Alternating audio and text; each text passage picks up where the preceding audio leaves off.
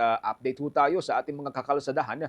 Makakasama ho natin ang nagsisilbing Chief ng Land Transportation Office, si Assistant Secretary Marcos Lacanilaw. Kaugnayan pa rin po dito sa inaasahan natin na Semana Exodus o Holiday Exodus, mga kabombo. Magandang araw ho at welcome sa Bombo Radio Philippines sa Bombo Network News. Sasek, welcome sa Bombo Radio Philippines sa Bombo Network News, si Bombo Genesis at Bombo Jepo ito. Magandang umaga po, sir. Magandang umaga sa lahat ng mga nakikinig nanonood sa inyong programa. Thank you so much for joining us sa Bombo Radio Philippines, Asik. Alam kong busy-busy po ang Land Transportation Office sa ngayon. Pero unahin ko pong kamustahin yun pong ating inspection sa mga pampasaherong sasakyan before ang semana. Kasi Okay. part ng atin pong trabaho yung pong pagtiyak ng roadworthiness. Kamusta so far yung ating series of inspections, sir? Okay, po. Nagsimula ho kami last week pa sa mga bus stations at saka yung mga enforcement namin, pinakalat din namin sa mga iba't ibang probinsya para siguraduhin ho na yung mga kababayan natin na sasakay ho ng bus ay ligtas sila at yung mga bus ay nasa maayos na kondisyon, particularly yung mga gulong. Ngayon, yung mga yung mga driver natin, tinetest natin yan. Katulong natin ang PIDEA, nagko-conduct ho ng drug test. Kagaya ngayon, meron kami sa PITX. So sine-check din namin na itong mga driver na to ay nasa maayos at hindi nakainom at lalong-lalong hindi nakadroga. Mula ho nung Saturday, sir, nung ina-expect na tataas po yung bilang ho ng mga uuwi sa mga probinsya, may nakita, natukoy na ho kayo ng mga sasakyan na hindi po talaga roadworthy? Sa ngayon po, yung report po na hindi roadworthy, meron po kaming mga bus na nasita gawa ng kanilang mga gulong ay wala sa maayos na kondisyon. So, syempre, pagka ganun po, hindi ho papabiyahin yan. So, obligado na palitan po ng mga bus company ng ibang bus naman para maging safe ng mga kababayan natin. Meron din po tayong nahuli na nag-positive na driver sa Region 4A na siya po ay nag-positive sa drugs, narcotics. So, antimano, pag ganun po kasi nire-revoke na po namin ang driver's license nila. Once nag-positive sila, tanggal na po ng mga habang buhay yung kanyang lisensya. May mga follow-up tayo dyan mamaya, sir. Pero doon po sa mga nahuli-huli ninyong hindi dapat pinapayagang mamasada pa, saan mga area po itong mga to, Asek? Meron po sa probinsya, meron din po dito sa Metro Manila. May figure ho tayo kung gaano karami? Sir? Yung exactong figure lang po, hindi ko po masabi ngayon. Yung data, nandun po kasi sa operations po yun. Continuous po yun araw-araw po kasi. Opo. Sige. Bombo Jai, with your follow-up kay Asek. Asek, although pangunahing trabaho ng LTFRB itong monitoring sa mga kolorum na public utility vehicle at public utility buses, mayroong papel po ba yung Land Transportation Office para kahit papaano ay mapigilan silang bumiyahe? Opo naman. Kami po ang nag-i-enforce po nasa amin pong enforcement, particularly sa mga kolorum.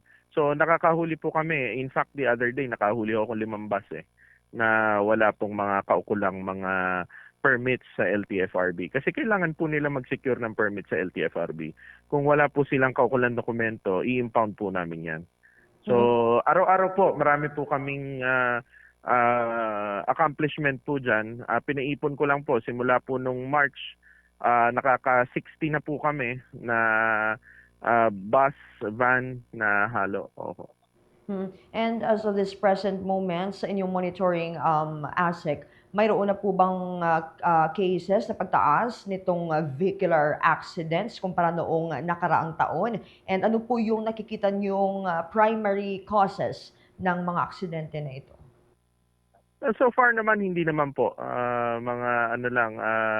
Yung sa mga aksidente, wala naman po masyadong data po ngayon. Kasi alam po natin na tumaas po ang gasolina, so ang mga kababayan po natin, karamihan hindi lumalabas.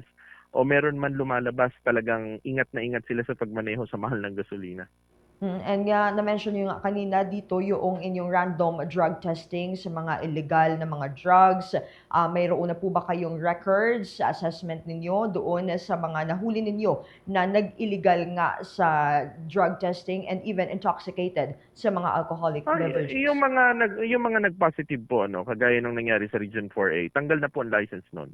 So hindi na ho makakapagmaneho yun. So once po nahuli po namin sila na yan may ano po na drugs, talagang tanggal po yan. Yun naman hong mga na mga drunk drivers na mga nahuli namin this past few days, may proseso pong dinadaanan pero eventually po matatanggalan namin yan ang license. Pero ang lalaki ho kasi ng penalty niyan. Hindi lang ho sa public utility pati sa mga private, marami po kami nahuli. Okay, thank you so much, ASEC. Bombo Genesis? Okay. Salamat po. Asek doon ho sa doon sa mga probinsya ho natin I understand na part po ng inyong direktiba sa pag-upo ho ninyo bilang chief ng Land Transportation Office ay yung pagbabantay din po sa ating mga personnel sa mga region. May internal cleansing ho tayo dati So somehow kahit nakadeploy ho sila at nagsasagawa ho ng mga monitoring sa ating pong mga pumapasadang mga sasakyan, ano yung mga monitoring din ho natin sa ating mga personnel na nakadeploy within the regions? Po, lahat po. In fact, naglagay pa kami ng mga help desk sa mga bus, sa mga malalaking bus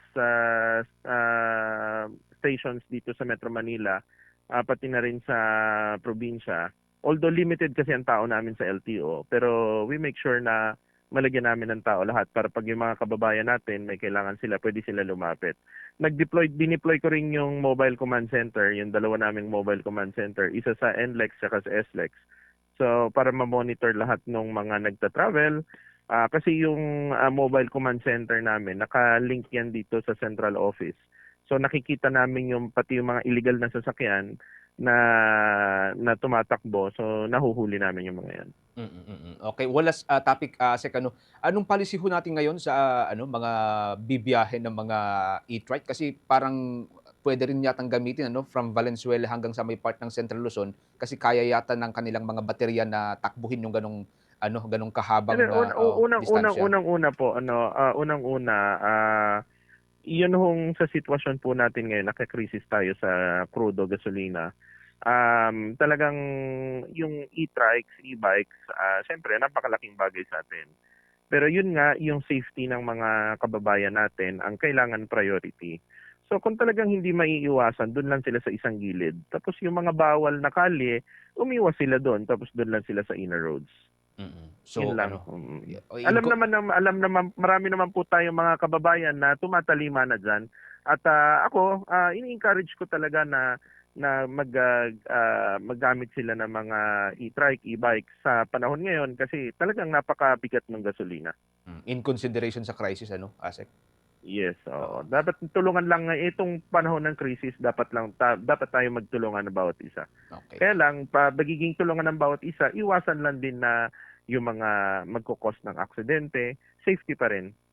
Okay. Asek, thank you so much for joining us ngayong araw na ito. Hanggang sa susunod, ingat po kayo, Asek. Okay. Ang Chief Magkakabombon ng Land Transportation Office, si Assistant Secretary Marcos Lacanilaw. Kaugnay pa rin po sa ilang mga usapin. Ngayon pong dagsaan ng mga pasahero, mga bibiyahe sa iba't ibang mga probinsya. For the most trusted source of news and information, visit our website at www.bomboradio.com. Follow us on Bombo Radio mobile app, Facebook, YouTube, TikTok, and X, formerly Twitter. Like, share, and stay connected. Anytime, anywhere.